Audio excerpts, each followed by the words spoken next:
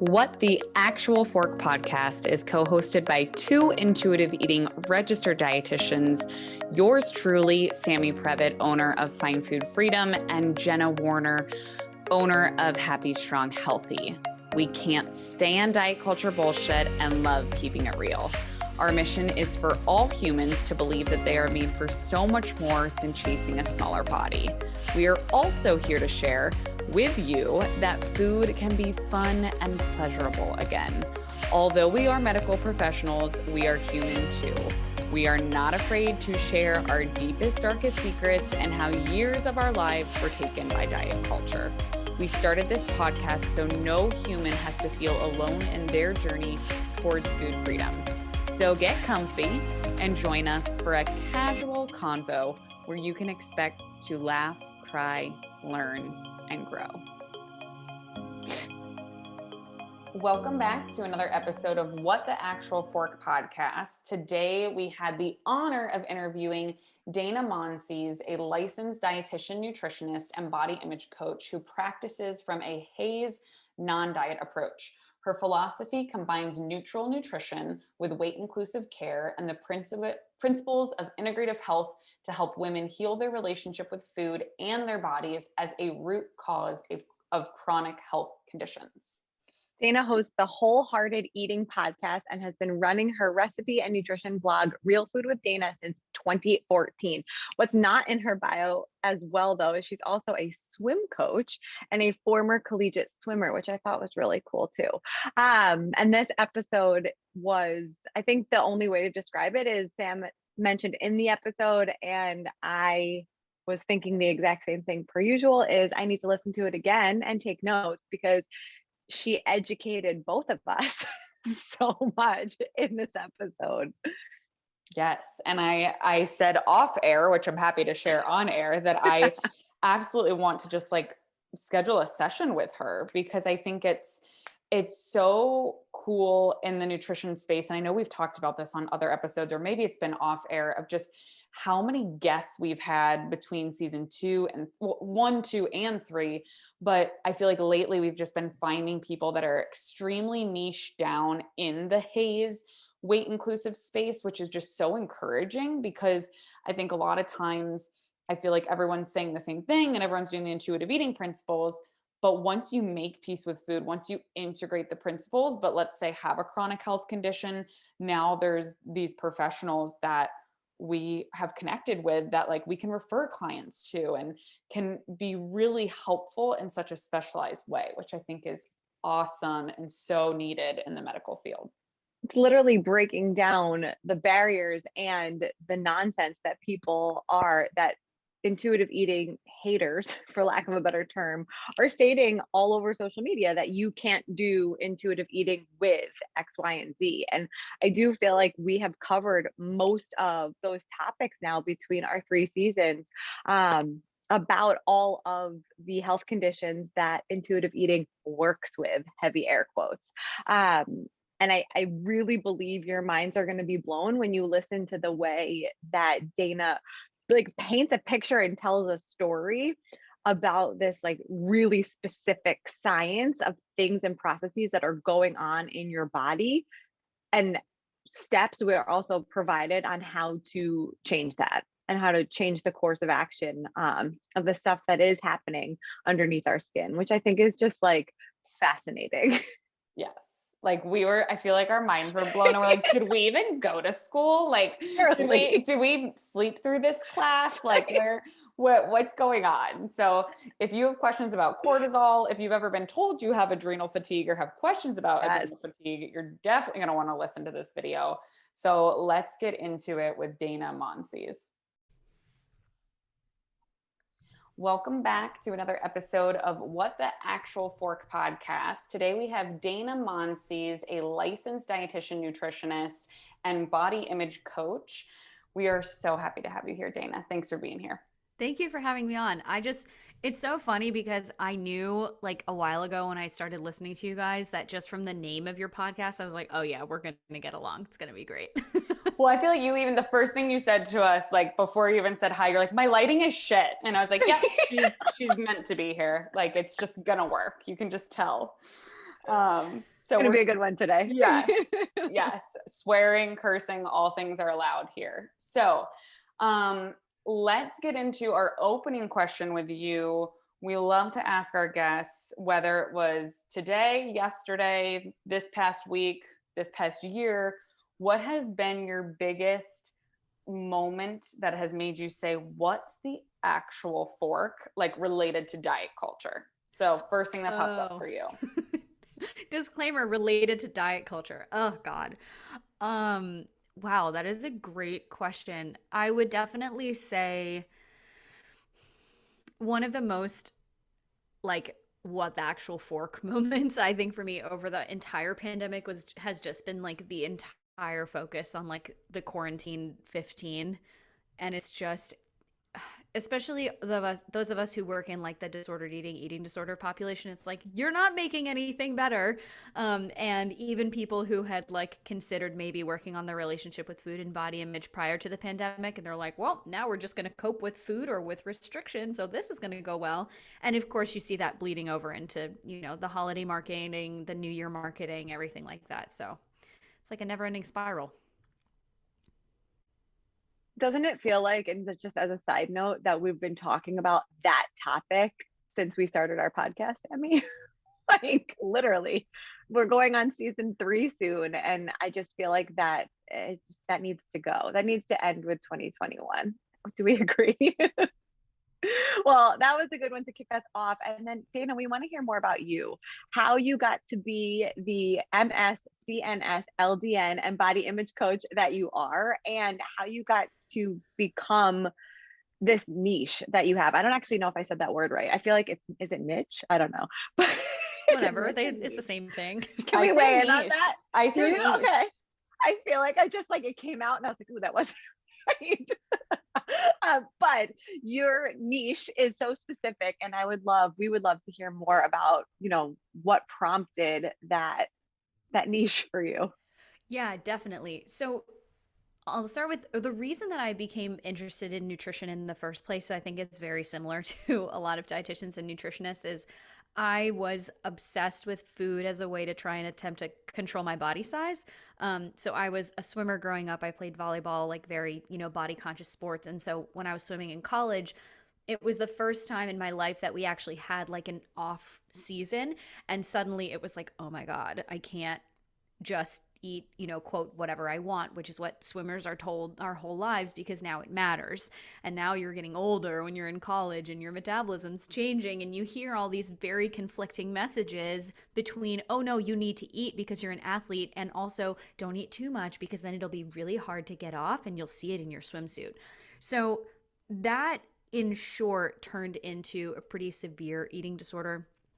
And then I started having all these food issues, to no one's surprise now with hindsight. But it also turned out that I had celiac disease. So I was messing around with different elimination protocols, trying to figure out why I was nauseous all the time. And I was having all these other issues in addition to, you know, the very extreme eating disorder, disordered eating that was going on. And that turned into a lot of different health conditions that I could not figure out, no doctors could figure out. So I went the functional medicine route and was like, wow, you can actually do some healing with food. So then after working in politics for a couple of years, when I was like, wow, I hate this and my life is being sucked out, I decided to go back for my master's in clinical nutrition. And that's where I got the MS. Then the CNS part is certified nutrition specialist, which is where you then have to get, at least in Maryland where I am, 1,000 supervised hours. You have to take the national board exam. You have to do supervision. You have to do, you know, all these different tests and things. And then from there, I got my LDN, which is the licensed dietitian nutritionist in Maryland. But how I came to this niche specifically is that listeners to my show, or if people have been following me or know anything about me for a while, like more than 3 years, while I was in grad school, I used to be a certified coach of a popular elimination diet program, let's say. And I started to see while I was coaching for that, because people do rounds and rounds and rounds of this program, right? And I'm not here to bash anybody, but I did see a lot of issues with that program. So anyway, we can go there if we want to. But what I started to see was while the program was promising people to help build a better and more and healthier relationship with food, it was making it a lot worse for people. While at the same time, I had become interested in nutrition because of gut issues and hormone issues and adrenal issues and everything, and I wanted to use nutrition for that purpose. I also found that using elimination diets for a lot of people led to an exacerbation of those issues because their relationship with food got worse. So then over the past couple of years, I started to kind of niche down, right? Or niche down, whatever, into working with people who have not only the clinical piece of a lot of gut issues, who have done a lot of elimination diets in the past. Most likely, they're dealing with some burnout or adrenal or thyroid issues. And it's kind of that trifecta of we've got the relationship with food and body image, we've got the adrenal or burnout stuff, hormonal, whatever you want to call it, and we've also got the gut issues, which gives you a really complicated kind of mess of, from a practitioner standpoint, of okay, well, I can't do an elimination diet with these people if you're being ethical, because even though it might result in an amelioration of some of their symptoms in the short term, it's going to exacerbate the issues with their relationship with food. It's going to make the body image stuff worse, which we know is so tied to weight. And so it's really a fine line of how can I use nutrition in a neutral, non-perfectionistic way that's very evidence-based, but also work on people's relationship with food and body image at the same time. So that's how I landed there. I love everything you just said, and I am your perfect client because I have all of the issues. Well, have been thankful and grateful enough to move past the disordered eating and body image issues, but thyroid issues, hormonal issues, gut issues my entire life. And so much of that stemmed from my disordered eating. So I feel you, and your work is so, so important. So there's so many different ways I want to go with this. And Jenna, I want to make sure we get to your questions too. But I I would love if can you just like define adrenal fatigue for listeners, and also like this might be a silly question, but like do you believe adrenal fatigue? Because I've been to practitioners that are like it's made up, it's not a real thing. Then you have other people that are diagnosing every client with adrenal fatigue. So obviously there hopefully is a happy medium there. So what Oh, is yeah. it? Do you believe in it? And kind of just your expertise on that. Yeah. So, first, adrenal fatigue is not your adrenals getting tired. And this is like where most practitioners who say that adrenal fatigue is not a real thing, that's what they get hung up on. And unless it's something like Addison's disease or Cushing's disease, which are adrenal diseases that have an autoimmune component to them, it's not your adrenals are exhausted because you've been so stressed, so they stop producing cortisol, right? So, I understand where a lot of those practitioners are coming from. The way that I understand it and use it in practice is adrenal fatigue is really a collection of symptoms that is related to burnout. Can be from work burnout, it can be from your relationship with food, under eating and over exercising yourself into the ground. You know, all of these different stressful components that, when we add them all together, cause a physiological collection of symptoms in the body that usually has a lot of different hormonal ramifications, whether we're starting in the adrenals and then we go to the thyroid, we've got the pituitary, we've got the hypothalamus, and we know that those things control almost everything in the body. Like every hormonal process is related here. But the way that that happens, again, is not your adrenals getting tired. The way that I like to describe this to people is basically how we see the physiology of how diabetes and insulin resistance can happen. So, if we think about carbohydrates and the way that insulin resistance, metabolic syndrome, and then prediabetes, diabetes happens, is really similar to the different stages of adrenal fatigue that you'll see in terms of how it actually hormonally happens in the body. So, when we have a acute stress response, cortisol is released, and then ideally after that stressor is removed and we've processed the stress out of our body, because those are two different situations that need to happen, then our cortisol will come back down and we're back in rest and digest mode.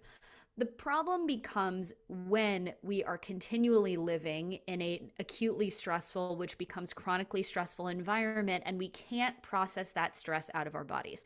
Let's say we're living in a stressful environment, I don't know, living through a global pandemic and all of the things that go with that, and we don't have the tools or resources in order to process through all of that. So, in addition to just our baseline being like a mild panic attack, there's also all these other things that are happening that are contributing to this stress cycle and a constant influx of cortisol.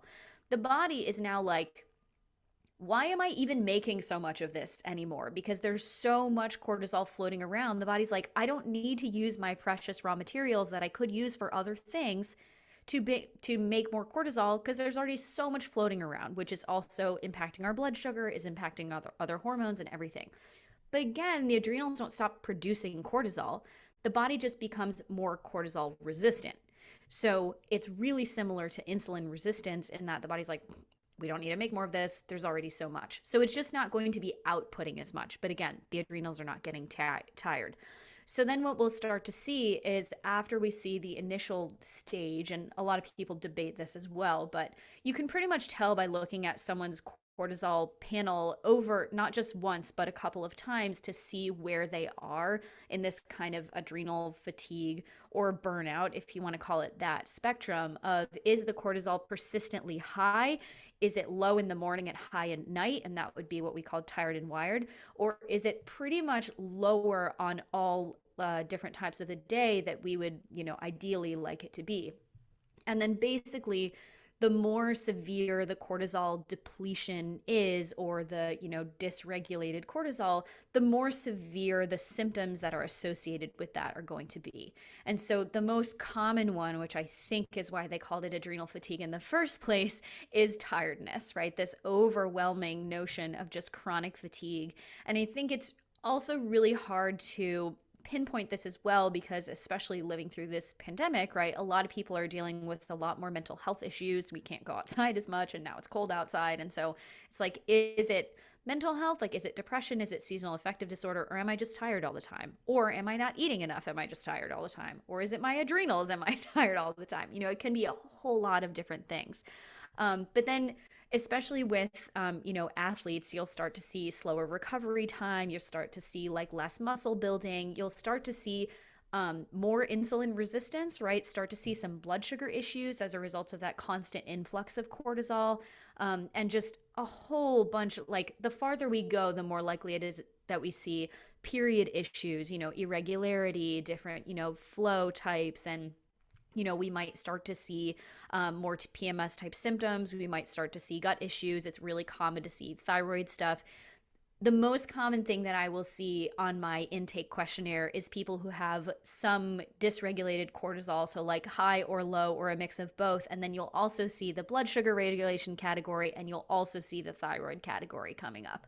And I tend to get a lot of people who fall into the overexercise and undereating category, for whether it's because they've been trying to pursue weight loss for a long time, or weight maintenance or weight control. But I get a lot of people who are former athletes or CrossFitters or marathoners, or I'm also a swim coach, so I get a lot of swimmers as well. So that's pretty much what I see in the best nutshell that I can give when it comes to adrenal fatigue. I literally have not stopped writing things down. And what came up for me first is, I've had quite a few personal trainers in the past. And I just remember I had a female trainer specifically who was always talking about her adrenal fatigue. But like, in my head at the time, like, it never popped up for me, but she was always in a bodybuilding competition. She was always cutting everything. She was always, searching for something. And that just, it seems like a cover up almost. Like, do you find that adrenal fatigue diagnosis is kind of covering up some of these, like what you said, like over exercising, under eating symptoms? Definitely. I see, kind of, you can make the comparison to IBS, kind of, in that, like, IBS is kind of a diagnosis of exclusion, right? It's not actually telling us what's going on. It's a practitioner validating that you're having gut symptoms, but they have no idea where it's coming from, or like what's actually happening to cause this. With the adrenal fatigue, with most people that I see, it is greatly tied to over-exercising and under-eating, in combination with a lot of other things, right? Like, over-exercising and under-eating alone, if severe enough, could start to cause stuff like this. But who only, quote unquote, only has that? There's so many other things that are going on that will also contribute to this. But what we're really looking at with adrenal fatigue is cortisol and sex hormone levels, right? And so if those start to be out of whack, that's kind of my first signal that, okay, if this is, at a certain level, I'm definitely going to see issues downstream with the thyroid. I'm going to see gut issues. I'm going to see, all this other stuff. Neurotransmitters start to get messed up as well. But yeah, I do see a huge connection with like and, you know, I also see this with undernourishing, right? To kind of draw a difference here, because a lot of people, especially personal trainers and, people who go to the gym, they're like, oh, I'm not under eating. I'm following, X plan. Well, it's like, well, yes, you're following that plan. So you're getting like your BMR basically. But if you're exercising, you're undernourishing for the amount that you're training. And most people who have been pursuing weight loss for a long time are also undernourishing just for their body's baseline needs. And the more stressed that you are, the more that this process is going on in your life, the more you're becoming deficient in minerals like magnesium and sodium, and your vitamin D is going to be tanked, and all this other stuff is going on as well. So it's like if you're undernourishing and you're already deficient in these things, we're at this point we're going to have to be digging ourselves out of a pretty deep hole. Can I also just say before we move on that like I was just picturing you making a TikTok out of that story and like you dressing up as cortisol and like acting it out. And I feel like if you haven't made that, like you need to, because it was so descriptive. Like if I closed my eyes, like I could see it. I just think it would go viral. So that's I my love hot tip that. for you today. I don't have a TikTok that I like post on. TikTok is where I just consume things. I don't post anything there, but I think it would be a good reel too. But It definitely would. And now we're manifesting that for you. I would love, so this is kind of on the same topic, but I hear all the time, and I'm sure you hear this. I know Jenna hears this like in DMs or comments, like, well, intuitive eating isn't for people with blank. So you could pretty much enter like any health condition, like diabetes, adrenal fatigue, cancer, autoimmune, thyroid issues. Like you can't do intuitive eating if you have blank medical condition. So I would love to just hear, you are so eloquent when you speak. So can you just kind of take that and run with it? Like to those people, what do you have to say, or how do you handle those kind of myths?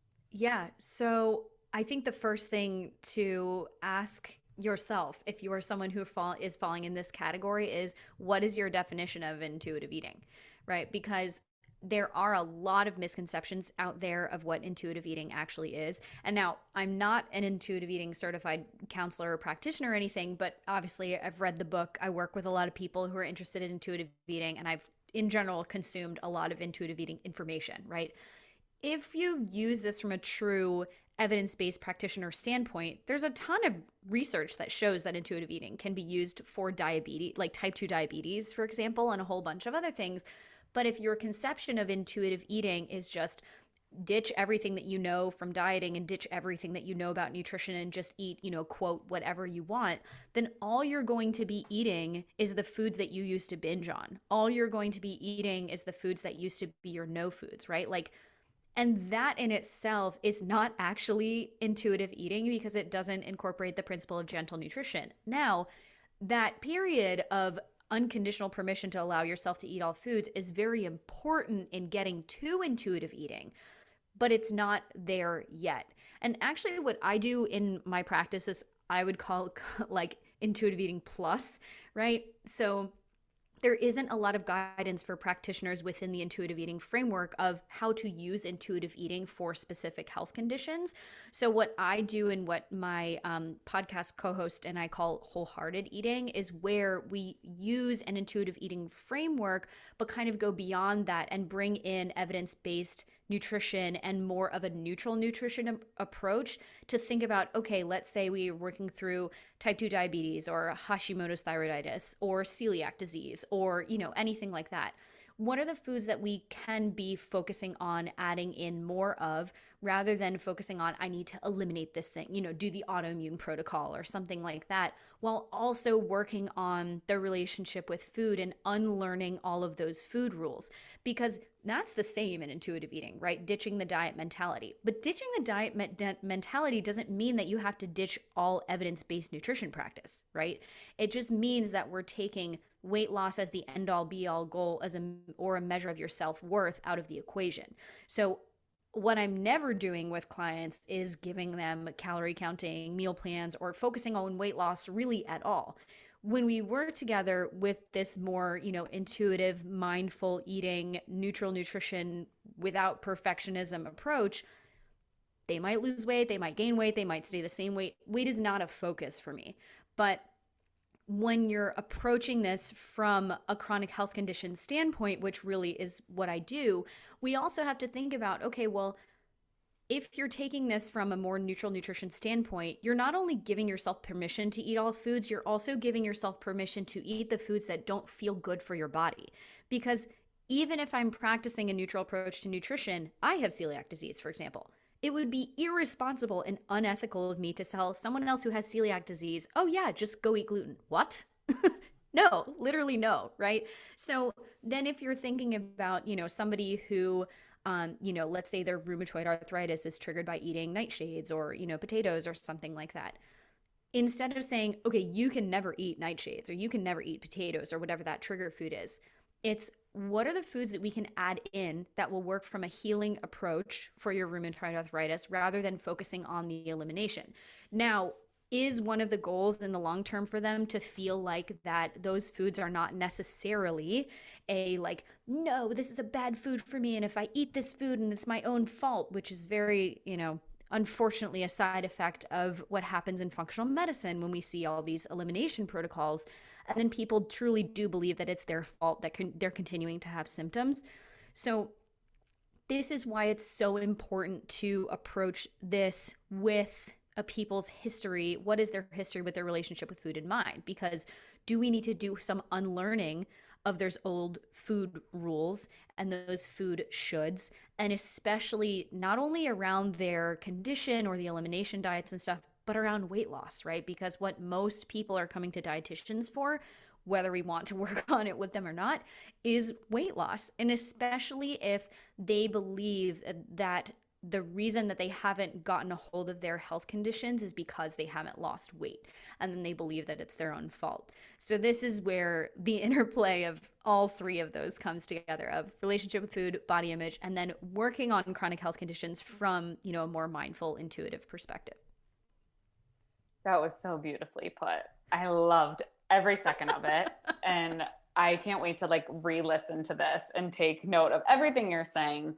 But I think it's so important because, and I love how you started with like, what is your definition of intuitive eating? Because it's so true that so many people think it's just eat whatever the fuck you want and don't pay attention to anything. And we know that doesn't integrate any of the principles.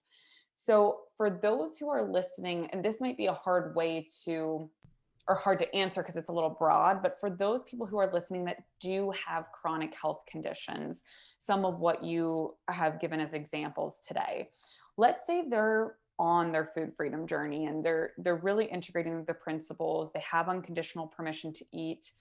Do you have some broad tips or some action points or something that they can walk away from this episode with that can help them move towards more of a gentle nutrition approach? Or what are some things they can start doing that are evidence-based and still gentle in the nutrition realm? Yeah. So I love this question. I don't actually get a lot of people that are fully in this position because I don't work with a lot of people that are fully in this position. They're not there yet. I would love them to get there and we work towards it, right? But what I find is when people do have chronic health conditions and they're at the unconditional permission to eat all foods, there's still this lingering question of, but should I really be eating everything given that I have this health condition? So I would say look into if you're past the point of food rules and everything, do you still have any food beliefs of, oh, I feel like I shouldn't be eating this every day, or I feel like I, should be eating more of that, whether it's from an elimination standpoint or an abundance perspective, or I should be trying to add in more omega-3 fatty acids for whatever, do we have any food shoulds around your specific health condition, or more commonly, multiple health conditions, right? Because that can make things a whole lot more complicated. And then if you do feel like you have those food shoulds, I would also guess that there are still certain foods that you tend to feel a little bit bingy or like out of control around. Especially when it's related to chronic health conditions, because let's use like a really simple example, or a popular example, I would say, of like type 2 diabetes, right?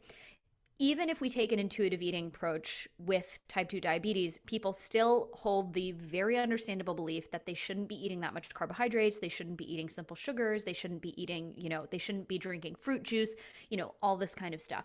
Which then, if they have had a relationship with food in the past where they have binged or been a binge eater, or, overeaten, impulsive eating, compulsive eating, whatever we want to call it, it's more than likely that the foods that they had binged on were the exact foods that they felt like they weren't supposed to be eating for their health condition, even if they're firmly on the page of, I'm allowed to eat all foods, I'm an adult, I can choose to eat what I want.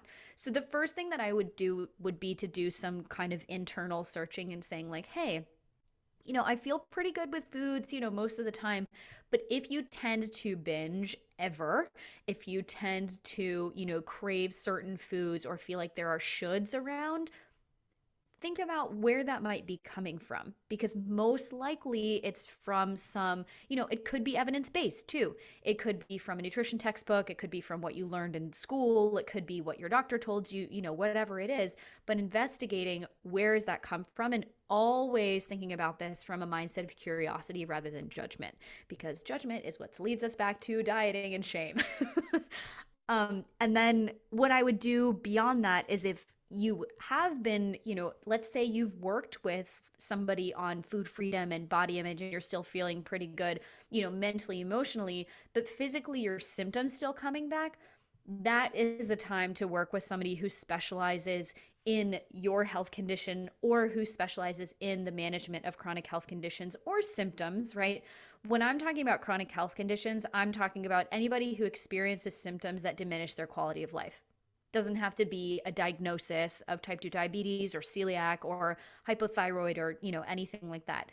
The most amount of people that I see are people who are just dealing with persistent gut issues, and they don't necessarily have other competing, diagnoses or anything, but that's like the most common thread that holds them all together. But if if you've got unconditional permission to eat all foods and, mentally you're feeling pretty good, but you're shitting your pants every day, like that's not the quality of life that we're going for, right? Then you need to get some stool testing done. You need to get somebody to look at that. You need to not try and figure this out on your own, because the stress of what foods am I supposed to eat? Like, what protocol should I be doing? What supplements should I be taking? Like, why is this still going on after, I put all this work into it? That stress alone is enough to take you out of rest and digest and make your digestion worse on its own. So my number two in this case, but I would say always number one, is go to a professional. That was, per usual, incredible. And my husband and I were actually having a conversation about that. I can't remember if it's this morning or last night, but he got acupuncture, and he doesn't listen to this podcast, so I could talk about him. But he got acupuncture, and the acupuncturist, I guess, was asking him a little bit about his nutrition and his diet and, his state of mind when he's eating. And he was like, you would have loved this guy, because he asked me, am I stressed when I'm eating? Am I standing up? Am I sitting down? And he made a comment that was like, he was like, it was so intuitive eating. That was, if you're not sitting down while you're eating your meal and savoring your food and savoring each bite, and obviously it's unrealistic for a lot of people for every meal, but he was explaining to him like the science between what's happening in your body when you're in that rest and digest feeding mode versus high stress eating on the run, chasing after a child who's walking, like all of that, which has become our norm for a lot of the meals that we consume these days. So, I think it's just that plus everything that you just said has just really normalized so much of, I believe, what a lot of people are thinking, and allowing people to have a space to go to get these questions answered is amazing. So that, thank you. And then two, I know we're running out of time here, but I just wanted to call attention to one of your reels, that your most viral reel that talks about overdrive. And instead of you explaining all of this, I just want all of our listeners to go, if you go into Dana's Reels category, it's the second one she ever made. It's the most viral one, and it has 3 healthy quote unquote tips that send your adrenals into overdrive. And I watched that a couple times before we hopped on, but also just now was reading the caption as well. And I mean, it's all very normal things that people do that could be contributing to the way that they're feeling. And so if there's anything you want to add on top of that post before we just tell people where to find you and where to find it, that would be awesome.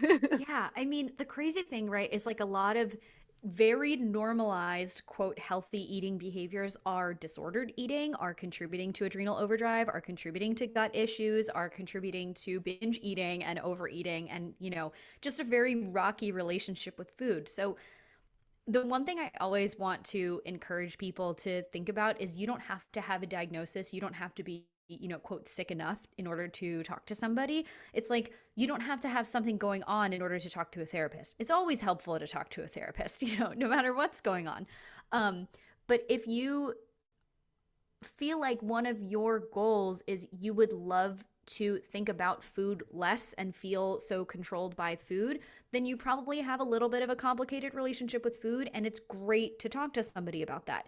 And the longer that that goes on, and the more that you continue to follow whatever the advice is, it doesn't even necessarily have to be, you know, like unhealthy, quote unquote, advice. Any of this could contribute to an underlying health condition that you have, or something that's developing if it goes unchecked for a long time. Because if, for example, if we follow the, you know, like the traditional like New Year's entrepreneurship tips, we're all going to get burnout if we follow that, you know, for more than like a month. So it's very difficult to figure out and kind of synthesize, okay, well, what's going to be the best thing for me? And also, what's the best thing for me in this season of my life? Because that's very different age to, you know, different times in your life, you know, whether you have a kid, whether you're having a kid, you recently had a kid, you know, everything that's going on there, it's always going to change. And people come to me and they'll say, oh, well, you know, this used to work for me. I'm like, okay, well, a lot has changed in your life since then and in your body since then.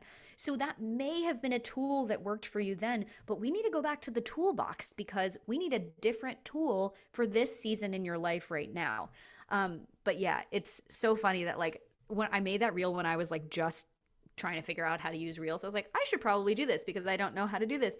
And then I was like, oh, wow. It was so funny because I posted that before I went hiking for a week in the Grand Canyon in Sedona, and it was just like blowing up the whole time that I was there. And I was like, oh, cool. I guess I'll do this more. Nothing has been as viral since then. So I'm like, well, I guess I should just not try and then things will blow up. That's exactly how it works. Like when you're That's Sammy's advice. I was going to say, don't try when it comes to social media. That's my like number one tip is the things that I've done that go viral. I'm like, what the hell?